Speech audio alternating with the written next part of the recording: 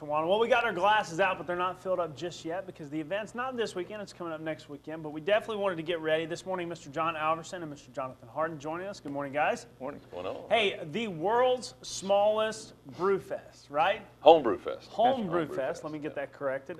Coming up in just about a week or so. That's John, right. tell us all about it. Well, the world's smallest homebrew festival started, this will be our third year, and a group of us from the Levy Break Brew crew, who Jonathan and I sort of part of, we brew our home brewed beer. We love it, and we decided if we could show our art and our skills to other folks, we could have a good time. And so we raised a little bit of money for our homebrew festival, and we've done it now, I said, our third year. We limit it to 100 tickets, so we want that exclusivity.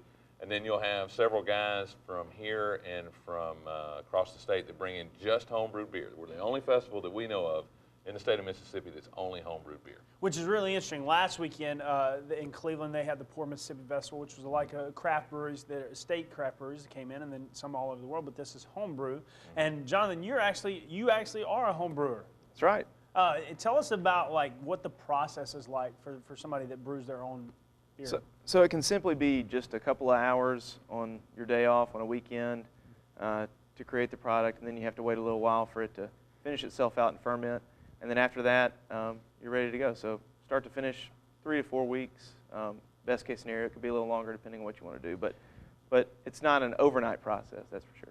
Now, when folks come next week and they need to buy their tickets, is it one brew that you're working on? Do you work on multiple ones or what? Well, no, I brew specifically to pour beer at the festival also, just because we love to share our craft and show what we like to do. And so I'll have about 6 or 7 different varieties of beer to pour at the festival. But like John said, we've got folks coming from across the state, folks in our homebrew club that live in Arkansas. So it's a big event. We've got about 10 or so brewers pouring about 25 or so different varieties of beer. Oh my goodness. John, tell us, how did you get into this?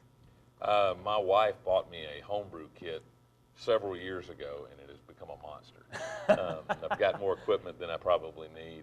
But it's a lot of fun. If you like to cook, if you like to do things that you can share with other people, and this is a perfect one because you can't sell it. You know, it's illegal to sell. And in fact, it only became legal in the state just a few years ago to do it. But we love to show this. It's a thing we love. We love beer. We love to make it for our own. And who likes to do anything better than have what they have? But again, next weekend will be a chance for anybody that buys a $25 ticket from the beer store, Delta Brewing Supply, to come out, enjoy homebrew, enjoy some good food from Cajun Shotgun House, and bands from the Goofy Boots Trio and other local folks that will be playing there.